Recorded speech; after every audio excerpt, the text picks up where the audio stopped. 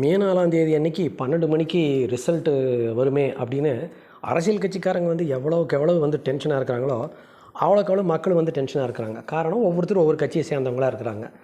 ஆட்சி செய்ய போகிறது என்னமோ அவங்க தான். ஆனால் ஆட்சி செய்ய போகிறது இவங்க மாதிரி இவங்க பயங்கரமான ஓவர் ரியாக்ஷன் கொடுத்துட்ருக்குறாங்க. ஊடகத்துலையெல்லாம் வந்து பார்த்திங்கன்னா கண்டபடியான கமெண்ட்ஸ்லாம் வந்துட்டுருக்குது ஒவ்வொரு கட்சிக்காரங்களை பற்றியும். ஆனால் இவங்கள்கிட்டையெல்லாம் வந்து ஒரே ஒரு கேள்வி, தோல்வி அடைந்துட்டு என்ன பண்ணுறது? அது நீங்கள் எப்படி ரியாக்ட் பண்ண போகிறீங்க?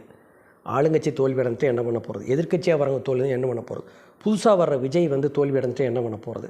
சீமான் தோல்வி அடைஞ்சிட்டு என்ன பண்ண போகிறது? சரி, ஃபஸ்ட்டு அந்த தோல்வி அந்த தலைவர்களுக்கு தான். அவங்க அதை எப்படி எடுத்துக்க போகிறாங்க அப்படிங்கிறத நம்ம பொறுத்திருந்து பார்க்கணும். ஸோ நம்ம என்ன பண்ண போகிறோம்? என்னோடய கட்சி தோற்று போச்சு, நான் எப்படி ரியாக்ட் பண்ணணும்? ரொம்ப சிம்பிள். ரொம்ப கொஞ்சம் நேரத்துக்கு வந்து கொஞ்சம் மூட் அவுட்டாக தான் இருக்கும். ஐயோ, நம்ம தலைவர் தோற்று போயிட்டாரே அப்படின்னு கொஞ்சம் மூட் அவுட்டாக தான் இருக்கும். ஆனால் ஒன்று மட்டும் ஞாபகம் வச்சுக்கோங்க, அடுத்த நாள் காலையில் நீங்கள் எழுந்திரிச்சு ப்ரஷ் பண்ணிவிட்டு ஷேவிங் எல்லாம் பண்ணிவிட்டு மேக்கப் போட்டு உங்கள் ஆஃபீஸ்க்கு போனால் தான் உங்களுக்கு சம்பளம் இல்லையா? ஒரு தொழிலாளி வேலைக்கு போய் மம்டியை பிடிச்சா தான் சம்பளம். ஒரு நர்ஸு ஆஃபீஸ்க்குள்ளே நுழைஞ்சா தான் வந்து சம்பளம். ஒரு ஐஏஎஸ் ஆஃபீஸரே இருந்தாலும் கூட அவர் அங்கே போய் அட்மினிஸ்ட்ரேஷன் உட்காந்தா தான் சம்பளம்.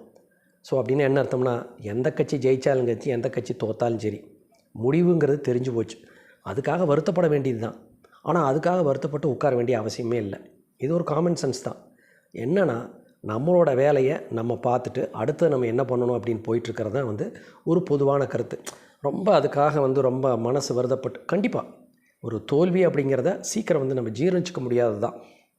அதுவும் இந்த 2026 தேர்தல் வந்து பார்த்திங்கன்னா பயங்கரமான ஒரு ஹைப்பை கொடுத்த ஒரு இது. அது காரணம், உண்மையாலுமே அதுக்கு காரணம் வந்து விஜயினோட என்ட்ரி தான்.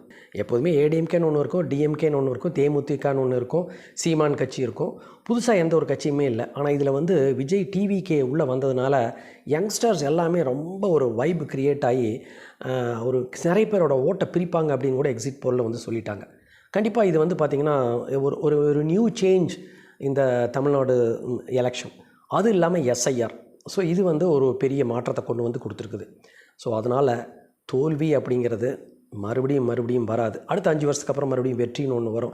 அல்லது ஒரு வருஷத்துக்கு அப்புறம் இந்த கட்சி என்ன பண்ணுது அப்படிங்கிறத வந்து பார்க்கலாம், நம்ம ஜீரணிச்சிக்கலாம். அதனால் ரொம்ப ரொம்ப டவுன் ஆயிராமல், ரொம்ப மனசு விட்டுறாமல், நம்ம வேலையை நம்ம பார்த்தா தான் உண்டு அப்படிங்கிற நிதர்சனத்தை புரிஞ்சுக்கிட்டு ஜாலியாக நெக்ஸ்ட் டேயை பார்த்துக்கிட்டு நம்ம குழந்தை குட்டிகளோட என்ஜாய் பண்ணிட்டு ஒரு கோயிலுக்கு போயிட்டு ஒரு நல்லா சாப்பிட்டு ரிலாக்ஸாக இருங்க. ஆட்சியாளர்கள் என்ன பண்ண போகிறாங்க அப்படிங்கிறத ஒரு 3 months பார்ப்போம். ஓகேவா? ரொம்ப ரிஜெக்டடெல்லாம் வந்து போயிட வேண்டாம். மக்களிடம் ஒரு வேண்டுகோள். மறுபடியும் இது போன்ற ஒரு நல்ல வீடியோவில் உங்களுக்கு சந்திக்கும் வரை பாய்.